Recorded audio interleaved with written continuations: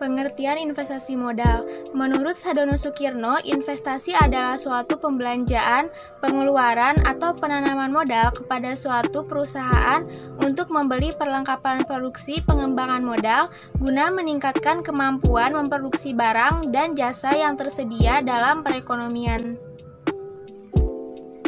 Fungsi dari kegiatan investasi yakni 1. Meningkatkan aset. Contohnya, jika seseorang membeli tanah dengan tujuan investasi, lalu menjualnya beberapa tahun kemudian dengan harga yang lebih tinggi, maka nilai aset berupa tanah mengalami kenaikan. Namun, peningkatan nilai aset tidak didapatkan dalam waktu singkat, butuh waktu yang lama dan kesabaran. Kedua, memenuhi kebutuhan di masa depan. Investasi di masa sekarang bertujuan untuk menunjang dan mendukung kehidupan di masa depan. Contohnya, melakukan investasi dalam bentuk emas untuk dana pendidikan di masa depan. Ketiga, gaya hidup hemat. Dengan investasi, seseorang akan mencoba hidup hemat untuk tetap berinvestasi. Pada akhirnya, orang tersebut akan menghindari membeli hal-hal tidak penting dan bersifat lebih ekonomis. Yang keempat, menghindari utang. Dengan gaya hidup sederhana, seseorang akan menghindari hutang. Orang-orang yang memiliki komitmen investasi akan menghindari berhutang dan lebih memilih hidup hemat untuk memperbaiki keadaan ekonomi.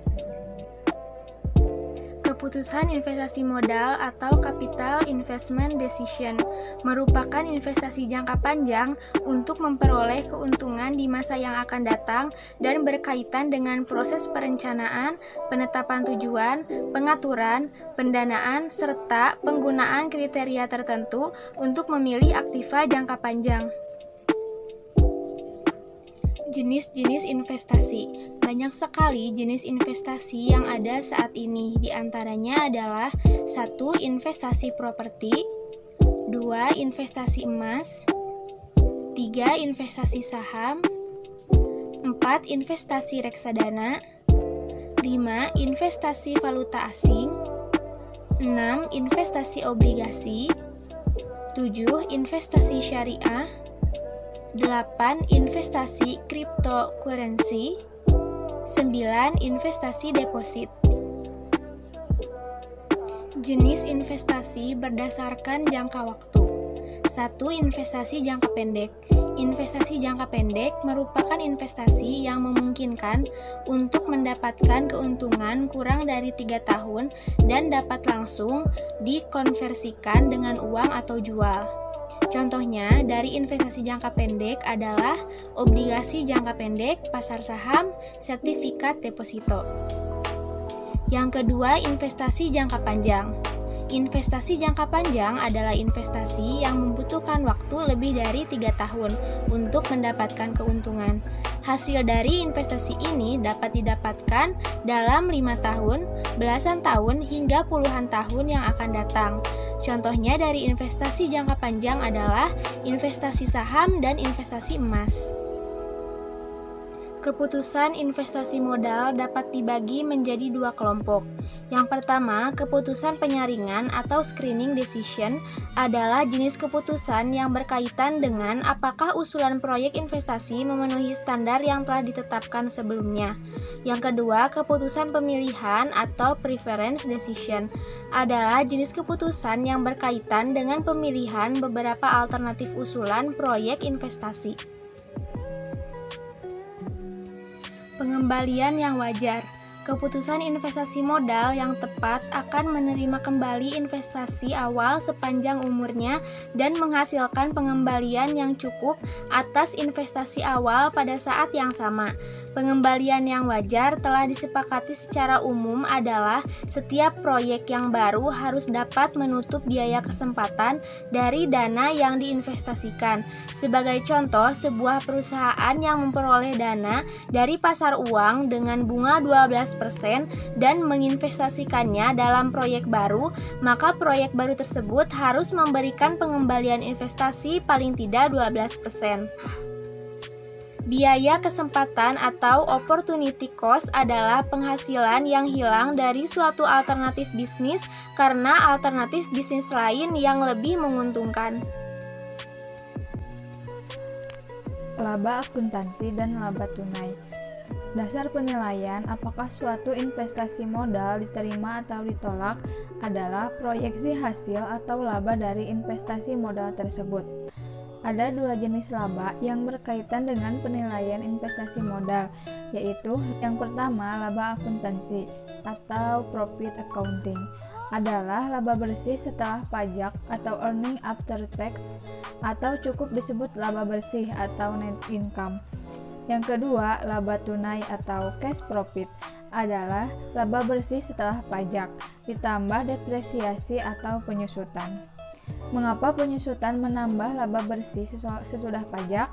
Alasannya bahwa depresiasi adalah biaya tidak tunai atau non-cash, atau depresiasi hanya sebagai biaya catatan atau biaya akuntansi yang tidak perlu mengeluarkan uang tunai.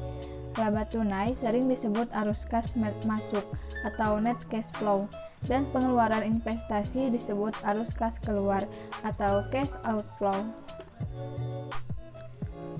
Sebagai ilustrasi, contoh soal data-data keuangan sebuah perusahaan selama tahun 2012 terdiri dari penjualan sebesar 900 juta, harga pokok penjualan senilai 400 juta, beban operasi senilai 200 juta, dan beban operasi tidak tunai atau depresiasi sebanyak 50 juta, beban bunga sebanyak 15 juta, dan pajak 30%. Kemudian diminta untuk menghitung laba akuntansi dan laba tunai. Jawabannya yaitu sebagai berikut, di mana penjualan sebesar 900 juta, kemudian harga pokok penjualan 400 juta, dan laba kotor sebanyak 500 juta. Kemudian beban operasi sebanyak 200 juta dan depresiasi atau tidak tunai sebanyak 50 juta, jumlah 250 juta. Kemudian laba bersih, laba setelah bunga dan pajak yaitu sebanyak 250 juta. Kemudian beban bunga yaitu sebesar 15 juta dan laba sebelah pajak yaitu 235 juta. Maka pajak 30% dikali dengan 235 juta yaitu sama dengan 70.500.000. Dan laba bersih sesudah pajak yaitu 164.500.000. Maka laba akuntansinya adalah 160.500.000 dan laba tunainya adalah 164.500.000 ditambah dengan 50.000 sama dengan 214.500. Selanjutnya yaitu nilai waktu dari uang. Nilai waktu dari uang atau time value of money merupakan nilai uang yang berbeda jika diterima sekarang atau at present dibandingkan jika diterima kemudian atau future. Hal ini dapat diterima logika karena uang yang diterima saat ini atau sekarang lebih berharga berhubung karena dapat diinvestasikan untuk memperoleh hasil.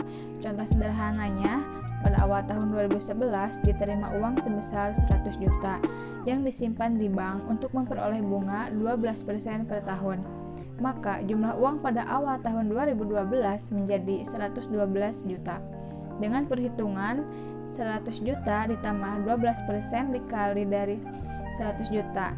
Artinya jumlah uang pada awal tahun 2012 sebesar 112 juta adalah sama nilainya dengan jumlah uang 100 juta pada awal tahun 2011. Untuk menghitung nilai uang sekarang atau present value dapat menggunakan rumus dengan PP sama dengan 1 per dibagi 1 ditambah I pangkat N. Rumus ini dapat digunakan untuk menghitung nilai uang sekarang atau PP dari penerimaan uang di masa depan dengan jumlah yang sama besarnya maupun tidak sama besarnya. Apabila penerimaan uang di masa depan dengan jumlah yang sama besarnya, untuk menghitung PEPI, penerimaan tersebut dapat digunakan PEPI anuitas dengan rumus PEPI anuitas sama dengan 1 dikurangi 1 dibagi dengan 1 ditambah I pangkat N dibagi dengan I, di mana I adalah interest atau tingkat bunga atau biaya modal, atau R sama dengan rate dan N adalah periode atau waktu. Pada umumnya, PEPI tersebut telah ditetapkan dalam suatu tabel yang disebut dengan tabel PEPI. Model dan kriteria penilaian. Ada 2 model penilaian investasi modal, dan masing-masing model terdiri dari 2 metode. Yang pertama ada model non-diskonto. Model non-diskonto atau disebut juga non-discounting model adalah suatu model yang mengabaikan nilai waktu dari uang atau time value of money. Model non-diskonto dibagi menjadi 2 cara. Yang pertama ada periode pengambilan. Periode pengambilan atau payback period atau PBH adalah waktu yang dibutuhkan suatu perusahaan untuk memperoleh investasi awalnya kembali. Dengan metode PBH didasarkan laba tunai atau cash profit, periode pengambilan rumusnya sama dengan investasi awal dibagi laba tunai tahunan. Untuk perhitungan di atas dilakukan apabila laba tahunan besarnya sama. Apabila tidak sama besar, maka periode pengambilan dihitung dengan menambahkan laba tahunan sampai dengan investasi awal diperoleh atau investasi awal 0. Nah, di sini ada contohnya ilustrasi sebagai berikut.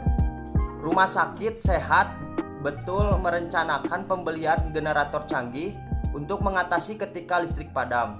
Harga generator adalah 1 miliar rupiah, umur ekonomisnya 5 tahun dengan nilai residu 0. Laba tunai atau arus kas yang diproyeksikan dari generator tersebut selama 5 tahun adalah sebesar 500 juta rupiah, jumlahnya sama setiap tahun. Nah, yang pertama diminta hitunglah periode pengambilan PBP, asumsi pada standar periode pengembalian 2,5 tahun, apakah proyek investasi generator canggih diterima atau ditolak. Nah, untuk jawabannya di sini yang pertama ada arus kas tahunan sama besarnya. Rumusnya sama yang tadi, ada pengembalian sama dengan investasi awal dibagi laba tunai tahunan. Nah, di sini investasi awalnya adalah 1 miliar dibagi 500 juta sama dengan 2 tahun. Nah, untuk investasi proyek generator canggih diterima karena pengembalian lebih pendek dari standar periode pengembaliannya. Yang kedua di sini ada tingkat pengambilan akuntansi. Tingkat pengambilan akuntansi atau disebut juga accounting rate of return atau ARR adalah suatu metode yang mengukur pengambilan investasi proyek berdasarkan laba akuntansi bukan laba tunai yang dinyatakan dalam presentase. Nah, ARR di sini ada rumusnya, yaitu laba akuntansi rata-rata dibagi dengan investasi awal atau investasi rata-rata. Keterangan di sini ada keterangannya, yaitu laba akuntansi rata-rata sama dengan laba akuntansi selama umur proyek dibagi umur proyek. Nah, untuk investasi awal sama dengan investasi mula-mula atau awal investasi. Nah, untuk investasi rata-rata sama dengan investasi awal ditambah nilai sisa dibagi 2. Untuk contoh ilustrasinya adalah sebagai berikut. Di sini ada investasi generator canggih pada sebuah rumah sakit dengan harga perolehan sebesar 100 miliar rupiah. Umur investasi adalah 5 tahun tanpa nilai residu. Laba akuntansi adalah 300 juta pada tahun pertama, tahun ke-1. Nah, yang tahun keduanya 400 juta, yang tahun ketiganya ada sebesar 500 juta, tahun keempatnya sebesar 600 juta, dan tahun kelimanya sebesar 700 juta. Dimintanya hitunglah ARR dan apakah proyek investasi diterima atau ditolak jika standar pengukuran ARR adalah 40%. Jawabnya, Yang pertama di sini ada laba akuntansi rata-rata. Nah, untuk laba akuntansi rata-rata di sini memakai rumus yang tadi yang dari keterangan, yaitu laba akuntansi selama umur proyek dibagi umur proyek. Jadi per tahun laba per tahun itu ditambahkan dibagi dengan umur proyeknya. Jadi 300 juta ditambah 400 juta ditambah 500 juta ditambah 600 juta ditambah 700 juta dibagi 5 dari investasi untuk 5 tahun tanpa nilai. Nah, hasilnya sebesar 500 juta. Nah, di sini menggunakan rumus ARR 500 juta dibagi modal investasi awal yaitu 1 miliarnya dikali 100% sama dengan 50% hasilnya. Jadi keputusan investasi generator diterima proyek 1 ARR karena lebih besar dari ARR standar pengukur. Sini yang kedua ada model diskonto. Model diskonto atau disebut dengan discounting model adalah suatu model analisis penilaian investasi yang memasukkan nilai waktu dan uang, ataupun konsep diskonto arus kas masuk dan arus kas keluar. Model diskonto ini memiliki 2 metode. Yang pertama ada nilai sekarang bersih. Metode ini sekarang bersih atau disebut dengan net present value atau NPV merupakan selisih antara nilai sekarang dari arus kas masuk dan arus kas keluar dengan suatu proyek atau dengan rumus sebagai berikut. NPV sama dengan VV cash in dikurangi PV cash out.